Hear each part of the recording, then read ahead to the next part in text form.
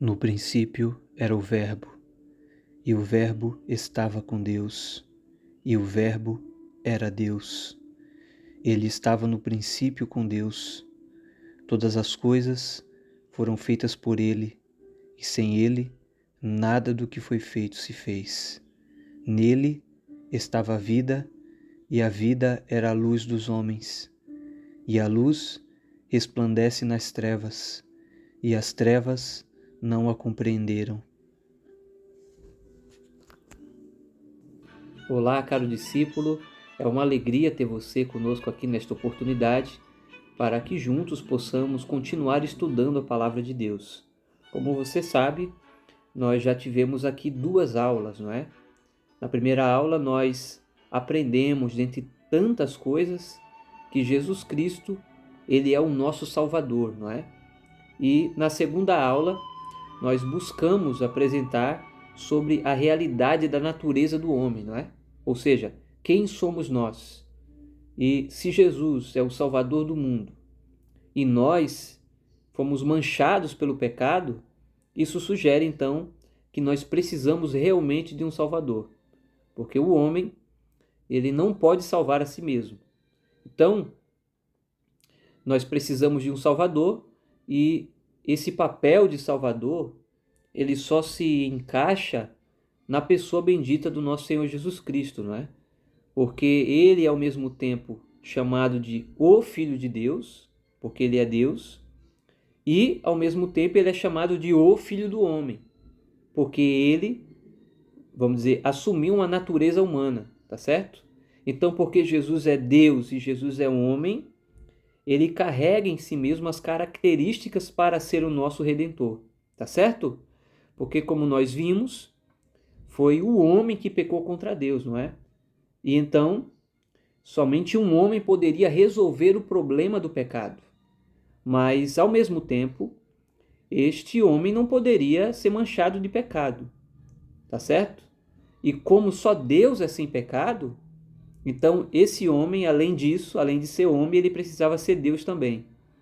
E, portanto, essas características só se aplicam à pessoa de Jesus Cristo, porque ele é verdadeiramente homem e verdadeiramente Deus. E, portanto, ele possui as dimensões para ser o nosso Redentor, tá certo? Então, nessa terceira oportunidade, eu gostaria de estar trabalhando com vocês sobre para que Jesus veio ao mundo, tá certo? Então, fique conosco nessa oportunidade e eu desejo a todos uma excelente aula. Então, caro discípulo, uma das realidades mais extraordinárias que as Escrituras nos apresentam é sobre a pré-existência de Cristo, não é? Ou seja, que Cristo existia antes da encarnação, não é? Então, conforme nós podemos observar até daquele diálogo de Jesus com os judeus, em João capítulo 8, no versículo 58, Jesus vai falar ali com os judeus que antes de Abraão existir, eu sou. Tá certo? E essa expressão ali, eu sou, é a mesma expressão que Deus usou para Moisés na sarça. Então, Cristo é anterior a Abraão, anterior aos profetas. As Escrituras nos dizem que o Filho esteve presente com o Pai na criação do universo. Não é isso? Nós vemos ali em João, no capítulo 1, o tratamento dessa realidade. No princípio era o Verbo, e o Verbo estava com Deus, e o Verbo era Deus. Estava no princípio com Deus, todas as coisas foram feitas por ele, e sem ele nada do que foi feito se fez. Portanto, nós vemos, mediante as Escrituras Sagradas, que Cristo existia antes da sua própria encarnação. Então, Cristo, a natureza divina, se encarnou entre nós. Ele assumiu em dado momento da história uma natureza humana, mas ele existia antes dessa natureza humana, tá certo? Então, nós aprendemos que o fato de todo homem querer ser rei, todo rei querer ser Deus, Deus quis ser homem. E Deus quis ser homem justamente para nos resgatar para si. E nós vemos essa realidade em toda a Escritura. No jardim, Deus havia criado um jardim de delícias, e colocou ali o homem. E nesse jardim, Deus e o homem gozavam de um relacionamento. Mas por causa do pecado, o homem é expulso desse jardim. Mas nós vemos no decorrer da história que o próprio Deus buscou se relacionar com os seres humanos. E é por isso que ele levanta patriarcas, profetas. É por isso que Deus ordena que Moisés construa um tabernáculo. E Deus diz qual é o propósito disso. Deus diz para o povo, para Moisés: construa um tabernáculo e eu habitarei no meio de vocês. Então o propósito de Deus sempre foi estar conectado conosco num relacionamento. E durante toda a história, Deus busca o ser humano, Deus busca ter um relacionamento conosco. Da mesma sorte, quando Deus mandou construir o templo, ali Deus e o homem se encontravam. Mas aqui no Novo Testamento, na encarnação de Deus, agora é o próprio Deus que mergulha na natureza humana e vem nos buscar. E é por isso que Jesus ele é chamado de o Emanuel, que quer dizer Deus presente conosco. Então agora, o próprio Deus, vamos assim dizer, arma a sua tenda entre nós para nos resgatar. Jesus é a tenda armada de Deus. E é por isso que João vai dizer no versículo 14 do capítulo 1, não é isso? Que o verbo, essa palavra que era Deus, que estava presente com Deus no começo, essa palavra se fez carne e habitou entre nós, cheio de graça e cheio de verdade. E nós vimos a sua glória, a glória do unigênito do Pai. Então, o nascimento de Jesus como um bebê foi o modo com o qual Deus escolheu para trazer o seu Filho ao mundo. E é por isso que o nascimento de Jesus ele é miraculoso. Não foi feito através de obras humanas, tá certo? Não foi traição de Maria contra José, foi obra do Espírito Santo. E assim como a luz consegue atravessar um espelho sem o danificar, da mesma forma, o Verbo de Deus foi gerado em Maria sem que ela perdesse a sua virgindade. De maneira santa, de maneira sobrenatural, de maneira divina. Agora, isso nos faz perguntar: o que o eterno Filho de Deus veio fazer no meio de seres humanos tão imperfeitos como nós? E é justamente por isso que ele veio, para resolver o nosso problema com Deus. Ele veio para pagar a dívida que a nós era impagável. Ele veio para nos resgatar, como disse ele mesmo através do Evangelho de Lucas, que o Filho do Homem veio buscar e salvar aquilo que estava perdido. Portanto, Jesus se manifestou no espaço-tempo, Deus veio até nós em Cristo para nos resgatar, para nos trazer de volta a um relacionamento glorioso com Ele, para nos dar vida eterna, para nos livrar da condenação do pecado. Então, Jesus, ele foi enviado por Deus para ser o nosso Salvador e para nos reconectar novamente com Deus. Então, conforme nós podemos constatar, através do livro do profeta Isaías, no capítulo 59, no versículo 2, há algumas consequências que o pecado traz para a nossa vida. Isaías capítulo 59, no verso 2, nós vemos essa realidade do pecado que ela causa na nossa vida. Vamos ler, por favor, Isaías 59, 2. Mas as vossas iniquidades fazem divisão ou separação entre vós e o vosso Deus, e os vossos pecados encobrem o seu rosto de vós, para que não vos ouça. Portanto, como nós podemos constatar desse texto, o pecado ele nos afasta de Deus, porque as Escrituras nos apresentam que Deus é santo. E não somente santo, as Escrituras dizem que Deus é santo 3 vezes mais, né? Porque lá na visão do profeta Isaías, quando ele está diante daquele que está sentado no alto e sublime trono, seres que estão ali diante do trono de Deus, chamados de serafins, eles clamam uns com os outros, dizendo: Santo, Santo, Santo. E esse Deus que é santo, ele não pode tolerar o pecado, porque o pecado é uma afronta contra a santidade de Deus. E as Escrituras dizem, portanto, em Romanos capítulo 6, do versículo 23, que o pecado ele tem um salário, né? O salário do pecado é a morte, mas o dom gratuito de Deus é a vida eterna por Cristo Jesus. Portanto, lembre-se sempre que essa morte que as Escrituras apresentam, ela é de origem espiritual. Ela é de natureza espiritual. E ela significa estar sob a condenação de Deus, afastado de todo o bem, afastado do relacionamento de Deus como filho. Afastado de Deus nessa vida e na vida por vir. E é por isso que esse pecado é chamado de uma rebelião contra Deus, pois ele nos separa de Deus, e por isso é que é dito que o salário do pecado é a morte. Em Efésios capítulo 2, versículos de 4 a 5, e é por isso que quando Deus age na nossa salvação, ele faz um milagre extraordinário, ele nos dá a vida dele. Porque a parte da graça de Deus, nós estamos mortos espiritualmente. Eu quero que você abra aí a sua Bíblia em Efésios capítulo de número 2, para nós entendermos a realidade da regeneração, da vida que Deus nos dá, mostrando que antes disso nós estávamos mortos, evidentemente. Efésios capítulo 2, versículos de 4 a 5.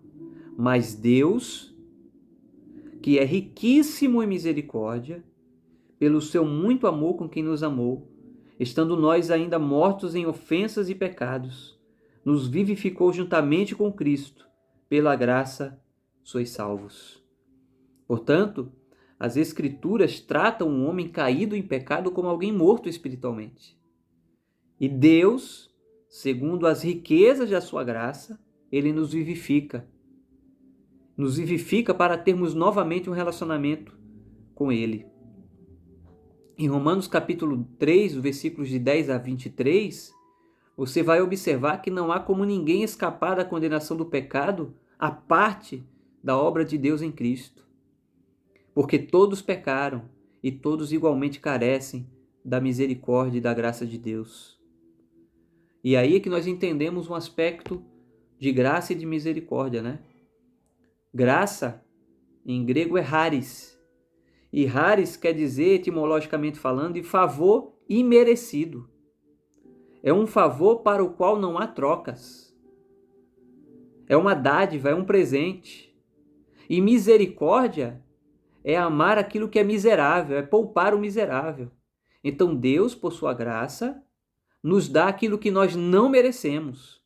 E Deus, por sua misericórdia, não nos dá aquilo que nós merecemos, que é a justa punição pelos nossos pecados, porque ele entregou o seu Filho para pagar a dívida que a nós era impagável. Portanto, nós vemos que o pecado, ele rouba o nosso relacionamento com Deus, mas Deus enviou o seu Filho para restaurar essa comunhão com ele. De acordo com João, no capítulo 3, no versículo 16, nós temos ali o texto áureo da Bíblia, não é? Porque Deus amou o mundo de tal maneira que deu o seu Filho unigênito, para que todo aquele que nele crê não pereça, mas tenha a vida eterna. E no versículo 17 do mesmo capítulo, completa: porque Deus enviou o seu Filho ao mundo, não para que condenasse o mundo, mas para que o mundo fosse salvo por ele. Então, Deus enviou o seu Filho para nos salvar dessa condição de morte e de pecado, dessa condição de morte espiritual, de afastamento, de alienação, de retração da glória de Deus. E é por isso que Jesus foi enviado ao mundo, para nos dar vida e vida em abundância. Nós vemos, queridos amigos, que por meio da sua morte na cruz, Jesus ele tomou sobre si os nossos pecados. Na primeira carta do apóstolo Pedro, nós vemos no capítulo 2, no versículo 24, essa realidade do que Cristo fez na cruz. 1 de Pedro, fica lá no finalzinho do Novo Testamento, capítulo de número 2, versículos 24. Olha o que o texto diz. Levando ele mesmo em seu corpo os nossos pecados sobre o madeiro, para que, mortos para os pecados, pudéssemos viver para a justiça, e pelas suas feridas fostes sarados. Portanto, Cristo é o Cordeiro de Deus, e essa expressão Cordeiro está absolutamente conectada com a simbologia do Antigo Testamento, não é? De todos aqueles animais que eram imolados constantemente, que substituíam o homem pecador, mas Cristo é descrito como o Cordeiro de Deus que tira o pecado do mundo, porque o seu sacrifício é perfeito. Porque enquanto aqueles sacrifícios do Antigo Testamento tinham que ser regularmente repetidos, o de Cristo Jesus foi único e definitivo. Ele morreu de uma só vez, de uma vez por todas, para nos aproximar diante de Deus. E é por isso que nós vemos que a barreira que nos separava de Deus, o pecado, foi removido pela morte de Cristo em nosso lugar.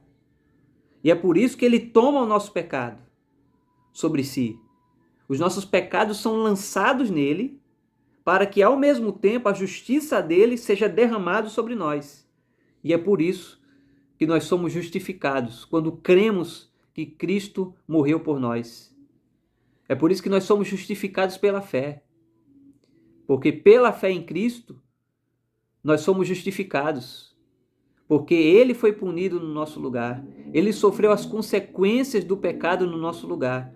E é por isso que nós podemos desfrutar novamente da vida que Deus concede.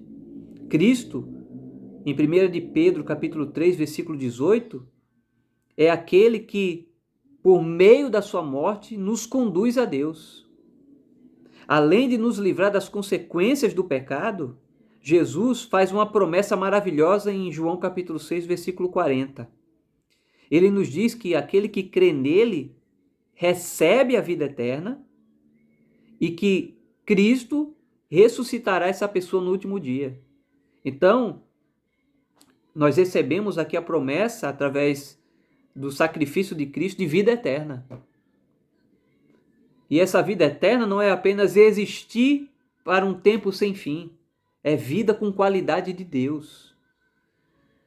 Em João capítulo 17 nos diz que a vida eterna é esta, que conheçam a Ti como verdadeiramente o único Deus. Então a vida eterna é conhecer a Deus tal qual Ele é. É um relacionamento glorioso com Deus que está para cima e para além de toda constatação humana. Então Cristo nos dá a vida eterna. Então, Ele entregou a sua vida para que nós tivéssemos essa vida eterna. Essa vida que é fonte de toda a vida. E é por isso que Jesus diz em João, capítulo 5, na verdade vos digo, que aquele que crê em mim tem a vida eterna e não entrará em juízo, mas já passou da morte para a vida. Portanto, queridos, conforme nós podemos constatar, a realidade do pecado é algo muito sério, não é? Ela é uma ofensa contra um Deus que é santo e contra o Deus que é infinito. Desse modo, então, o pecado é uma ofensa infinita contra um ser infinito. E é tão grave essa realidade do pecado que Deus teve que entregar o seu Filho para morrer por nós. E aí talvez alguém diga, tá, mas não seria muito mais fácil se Deus nos perdoasse sem que Jesus tivesse sido entregue por nós? E eu digo para você, esse não é o Deus da Bíblia. Esse aí é o Deus do Papai Noel, né? Que diz aí, não tem problema o que você fez, entra aí, tem lugar para todo mundo. Esse não é o Deus da Escritura. Esse é o Deus da Disneylândia, né? É o Deus da Pantera Cor-de-Rosa. Mas não é o Deus da Escritura. O Deus da Escritura é o Deus Santo. É o Deus que não admite que a sua santidade seja atacada por seres que ele criou e criou por sua livre graça. Desse modo, então, é a mesma coisa quando nós olhamos o noticiário, não é? E nós escutamos ali que um bandido, um ladrão, foi solto pela justiça. O que é que nós olhamos quando nós vemos isso? Isso não é justo. E é por isso então que Cristo pagou o preço pelos nossos pecados, para que a justiça de Deus fosse satisfeita e para que a graça de Deus se manifestasse resgatando aqueles que eram irresgatáveis. Então, Cristo, sendo entregue por nós, é a garantia de que nós viveremos a vida eterna, desfrutaremos dessa vida que é uma vida superior a todas as vidas, que é uma vida em que nós conheceremos a Deus como Ele é, como diz na palavra, tá certo? Porque em parte nós conhecemos e em parte profetizamos. Mas quando vier aquilo que é perfeito, aquilo que é em parte será aniquilado. E nós o conheceremos como dele somos conhecidos. Então, através da morte de Cristo Jesus, nós podemos ter essa vida eterna, essa vida maravilhosa e tremenda de comunhão para com Deus. Então, nós aprendemos, em resumo, no nosso estudo de hoje, sobre a realidade do pecado, que o pecado afasta o homem de Deus.